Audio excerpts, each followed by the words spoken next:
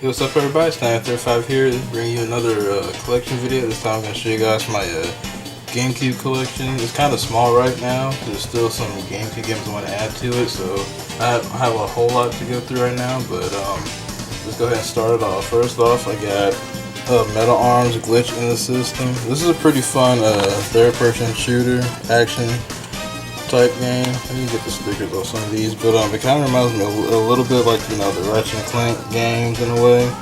I've played a little bit of this, haven't played that much of it yet, but what I have played of it's really fun. So I've heard good things about this game before. That's why I bought it the first time. That's why I bought it anyway. So. Next is I Ninja. This is a 3D platformer game.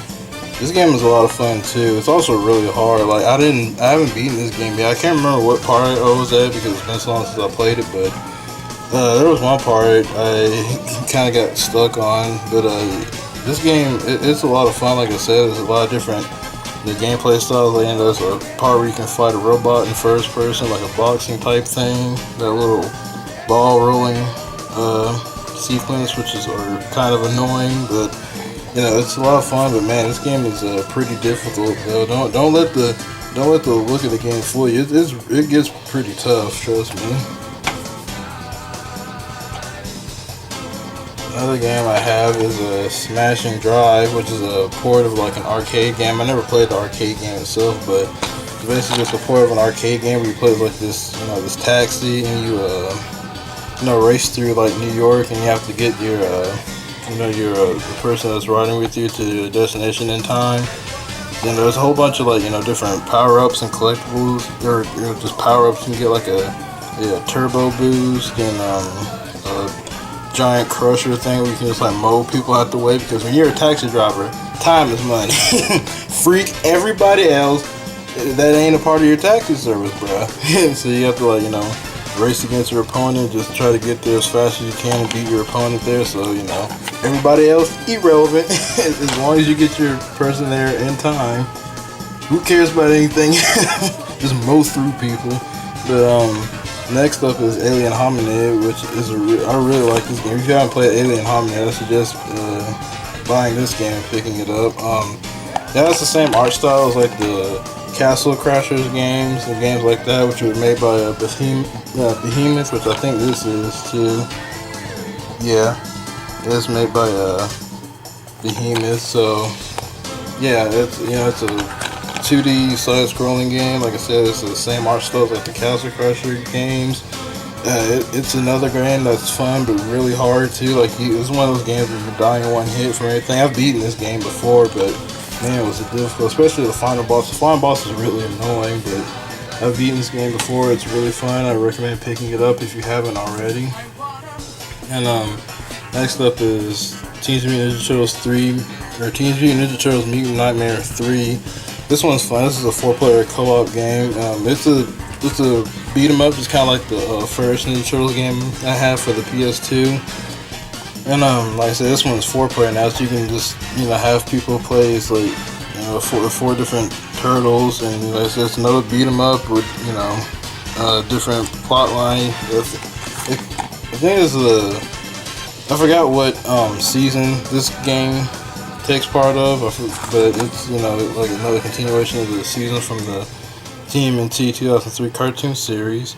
Oh yeah, I forgot, you can also unlock Turtles in Time in this and play the original Turtles in Time through this. But I like this game. It's pretty good. I think I prefer the first Ninja Turtles game a little more over this one, the one I have on the PS2. But this is still a good game. You know, like I said, this one's 4-player. The other one's just 2-player. But you know, it's good either way. I really like the 2003 Ninja Turtles and the Turtles in general. Next up on the games I have is KO, or I think it's pronounced KO. Round 2, the Kangaroo, which is another 3D platformer. I love my 3D platformers, but I just saw this game at a store once a long time ago, and I never heard of it before, so I just picked it up and looked at it. I was like, you know, this game looks pretty fun, so I bought it, and I really liked it. Like I said, I never heard of this before, so it's just like a sequel or whatever. And I've always noticed it said round 2, and I was like, I've always wondered if this was like a sequel or something, or is it just like, you know, just what it's called, because like I said, I've never heard of this game or this character before. I just saw it at a store a long time ago once and picked it up and played it. I've beaten this game, and it was a lot of fun. So there was a couple challenging parts in it. You know, what 3D platformer, you know, isn't challenging, but this game is really fun. If you haven't played it, I would recommend picking it up. It's probably not too expensive anyway. Next I have is Ed and Eddie the Misadventures. This is a really enjoyable game based off, you know, the Ed and Eddie cartoon. My only problem with this game is that it's pretty short. I remember the first time I played this game, I beat it in one sitting without trying to, but it's still a lot of fun. You know, so that's my only problem with the game, is that it's kind of short, but you know, it's really enjoyable. If you're a fan of the Ed and Eddie cartoon, I still recommend getting this game. I still enjoy it. I just wish it was a little bit longer and there was more you could there's a little bit more you could do in the game, because that would be like the greatest, you know, 3D Ed and Eddie game ever. This game would have been freaking phenomenal, but you know, it's still pretty good, even though it's kind of short, you know, and gameplay, and you know, short in length, and short on the stuff you can do after you beat the game. There's a couple, like, you know, bonus scams you can do, but it's still really good. So if you're a fan of Ed and Eddie, you know, I suggest getting it either way. Next I have is Harry Potter and the Goblet of Fire. This was a pretty alright Harry Potter game. This is like it's 3 players. This is a pretty fun Harry Potter game. It was good. It's not my favorite Harry Potter game. My favorite Harry Potter game still is The Prisoner of Azkaban. I remember I played that on PS2. That game was a lot of fun. I really enjoyed that game. But this one was alright. Like I said, it's 3 players and all that. You go through different little challenges and stuff with Harry and Ron, Hermione, and them. And yeah, for me, I think this was like the last like decent Harry Potter game. All the Harry Potter games like this, you know, not counting the Lego, I haven't played the Lego ones, but not counting those, all the Harry Potter games after this just like fell off, bro.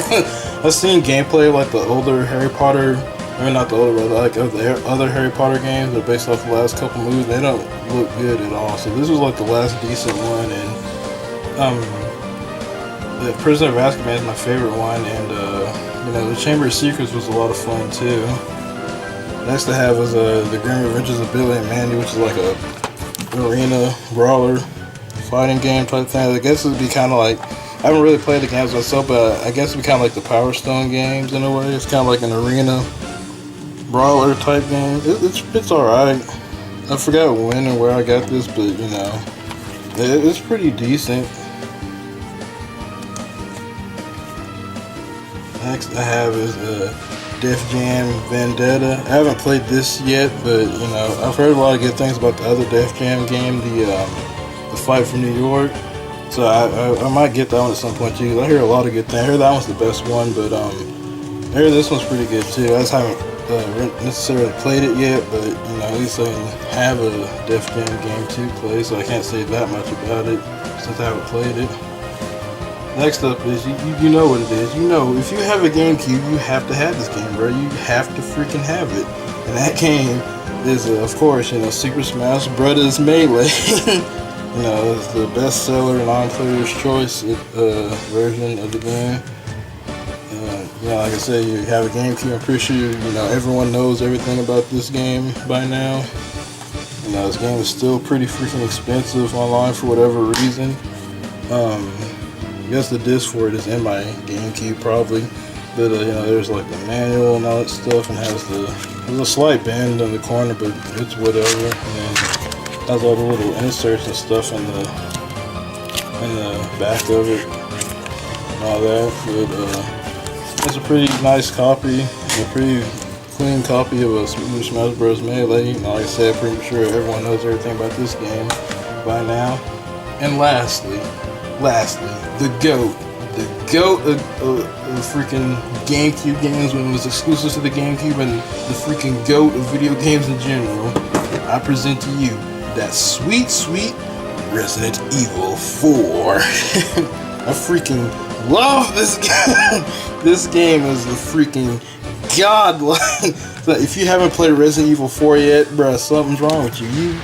There's no excuse not to play this. This game is on like freaking, like, I don't even know how many. This game is on like every freaking device that's capable of playing video games. Every device that's capable of freaking displaying video output. This game is like everywhere. If you haven't played Resident Evil 4 by now, fam, you doing life wrong. This game is just freaking awesome. I remember the first time I played this game, the stuff that's in this game and all that is just freaking ridiculous. Like the bosses are pretty good and crazy, freaking annoying behind Ashley. Yeah, just the way this game is like made and the attention to detail to a lot of stuff. Like some games that come out today don't even have like the attention to detail and stuff that the quality that this game has. Like, some games today don't even do that. This game is just freaking phenomenal. And Leon is my favorite Resident Evil character. You know, got both discs in there and all that, and the manual and all that stuff. But yeah. You have to have played this game at some point. I have the GameCube version of this game, and I've got the PS3 version. But what I didn't know was I downloaded the PS3 version, but I didn't know you could get a physical disc of the PS3 version. So I think I'm gonna do that. I mean, I know it's coming out on the PS4, but like I already have it. I mean, I love this game. I'm not buying it 3 times. I have it on the GameCube. I have it on the PS3. I'm not gonna buy it the freaking 3rd time. But I love this game. Like. Just, if you haven't played this game by now, you have to do it. Resident Evil 4 is the freaking GOAT of video games. But yeah, that's pretty much my GameCube collection. Like I said, it's kind of a small collection right now. There's still a couple games I want to add to it. You know, like Eternal Darkness, Sandy's Requiem. That game has been looking really interesting to me ever since I heard about it. I've just never played it, so that's one game I want to add to like the GameCube collection. Another one would be like that PN03 or whatever it's called, product number 3. That game was pretty interesting, but there's just a small few of the other GameCube games I'm looking to add. I probably should hurry up at some point because GameCube games, you start, you know, they're getting up there in price, some of these games, so I should probably hurry up and get some of those games now where they're like, you know, relatively reasonable in price in case they skyrocket anymore. But no, like I said, that's my GameCube collection so far. I hope you guys enjoyed the video. I'm Stammer35 and I'm out. Please don't forget to rate and comment and subscribe. Peace.